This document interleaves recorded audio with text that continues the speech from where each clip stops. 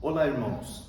Está começando mais um Mensagens de Luz, que aborda o livro Palavras de Vida Eterna, psicografado por Francisco Cândido Xavier, pelo Espírito de Emmanuel. Meu nome é Luiz Otávio, colaborador da Fraternidade Espírita Obreiros do Bem.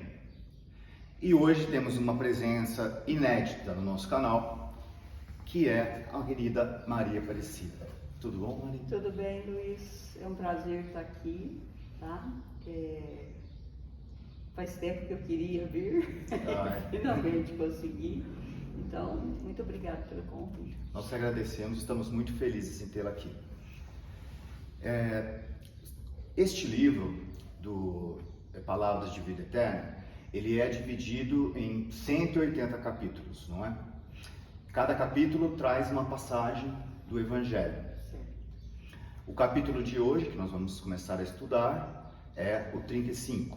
Isso, observemos amando. Observemos amando. E qual que é a passagem bíblica que ele se refere? A passagem bíblica é: por que vês o argueiro no olho de teu irmão?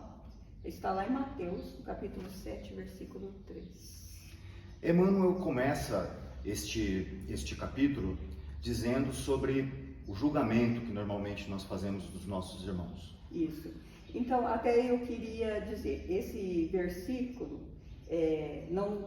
por que vês o argueiro no olho de teu irmão? E ele continua a pergunta, né? E não vês a trave no seu olho. E então, Emmanuel vem chamar a atenção da gente, que a gente fica vendo as imperfeições dos outros, né? Argueiro aqui é um cisco, e trave é uma viga. Então quer dizer que nós temos muitos defeitos. A gente vê um pequeno cisco no irmão, e se a gente só visse e ainda ficasse quieto, né? Mas a gente comenta, a gente critica, julga, que é o pior. Às vezes comenta com outras pessoas, né, num tom de crítica, se achando melhor que os outros. E Emmanuel, inclusive, diz que quando nós apontamos o defeito no outro, na verdade, esse defeito normalmente está presente em nós mesmos. Está presente em nós e às vezes maior ainda, né? Porque a trave do nosso olho tem bastante coisa nos impedindo, né, Então a gente não vê o defeito da gente e vê no outro. Só que o que você está vendo no outro é o seu próprio defeito, né?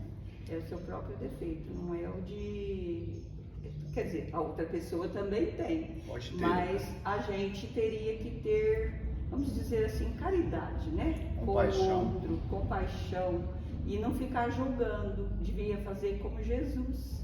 Jesus olhava no outro, ele não julgava, ele dizia: quem precisa de médico são os doentes, não são os sãos, né?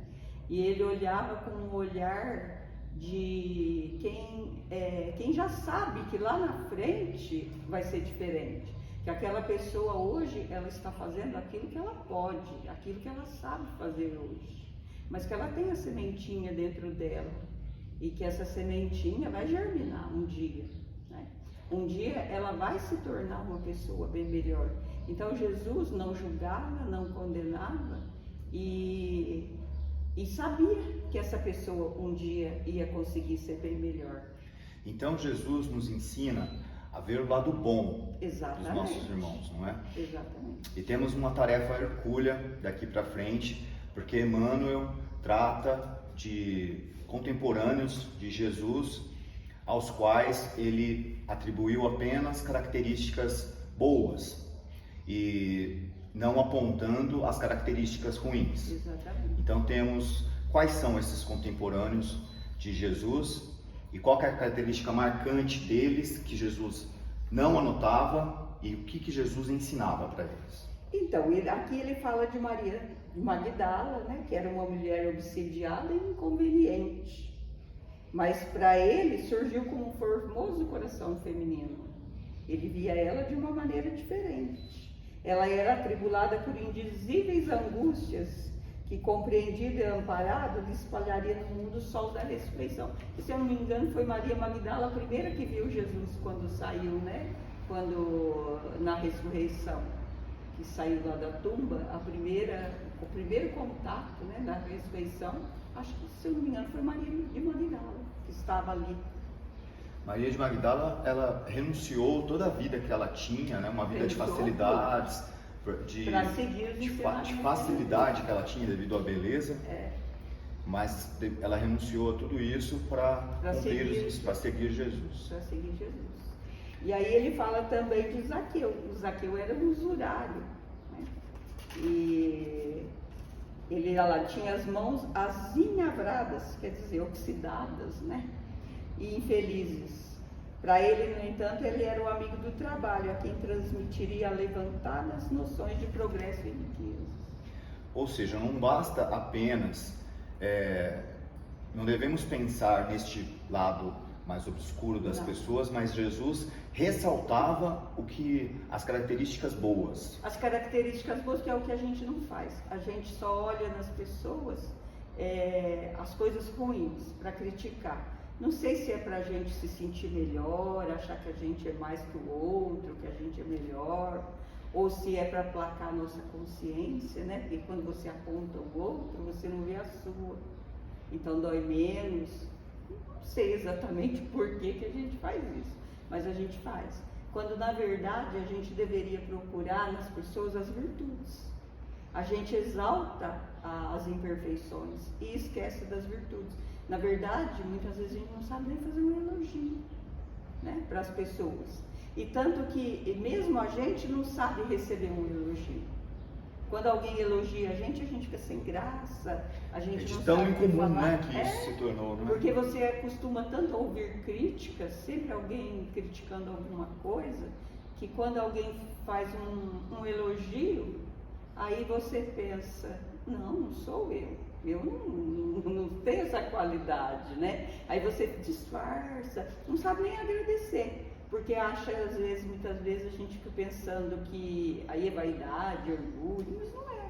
Você reconhecer que você é bom em alguma coisa, que você faz alguma coisa, mas você tendo a humildade, não querendo ser melhor que ninguém, não é feio você aceitar um elogio e falar, não, eu realmente faço bem isso eu consigo fazer bem, né?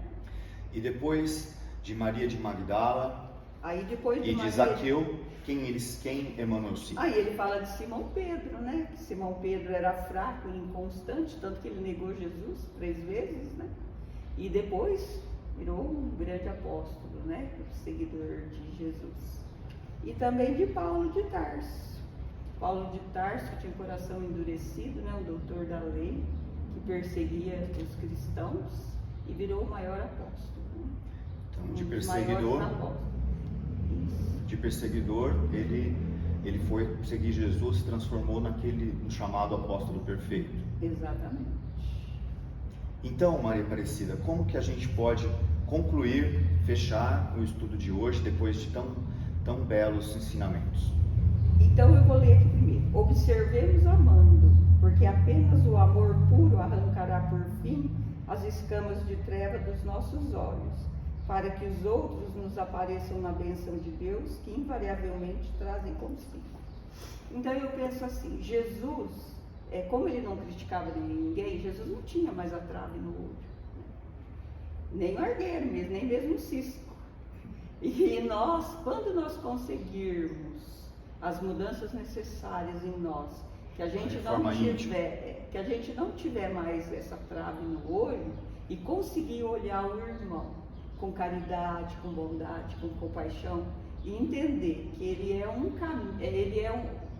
uma pessoa que está no caminho evolutivo como nós, que ele está fazendo o melhor dele, aquilo que ele sabe fazer no momento. Então a gente tem que ter a caridade, isso é a caridade.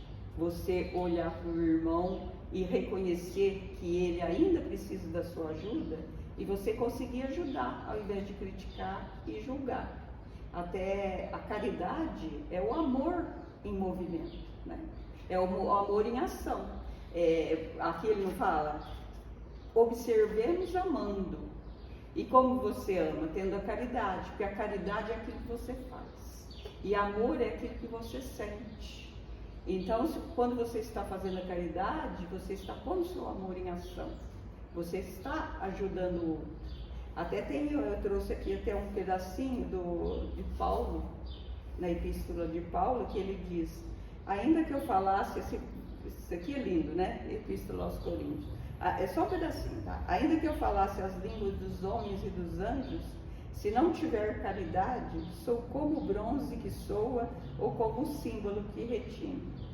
Mesmo que eu tivesse o dom da profecia e conhecesse todos os mistérios e toda a ciência, mesmo que eu tivesse toda a fé, a ponto de transportar montanhas, se eu não tivesse caridade, eu não sou nada.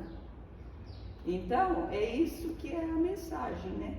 A gente tem que observar, sim, os erros, as imperfeições do outro, mesmo para a gente tomar como exemplo, para a gente não fazer igual, né? Mas não como crítica, ou então para ajudar o outro, se você puder ajudar ele naquilo, né? Com carinho, com amor, e então fica aí para a gente pensar.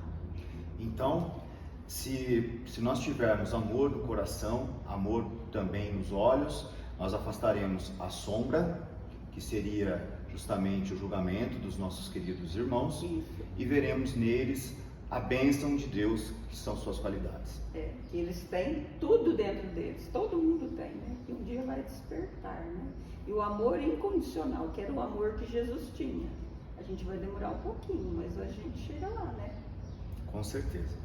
Maria Aparecida, muito obrigado. Eu que agradeço a oportunidade. Você terá muitas outras oportunidades para retornar com certeza ao nosso programa e será um privilégio. Eu que agradeço. Muito obrigada. Obrigada a todos. Uma boa noite. Este foi mais uma Mensagem de Luz. Aguardamos vocês, queridos irmãos, para o nosso próximo encontro, quando trataremos de mais um capítulo do livro Palavras de Vida Eterna.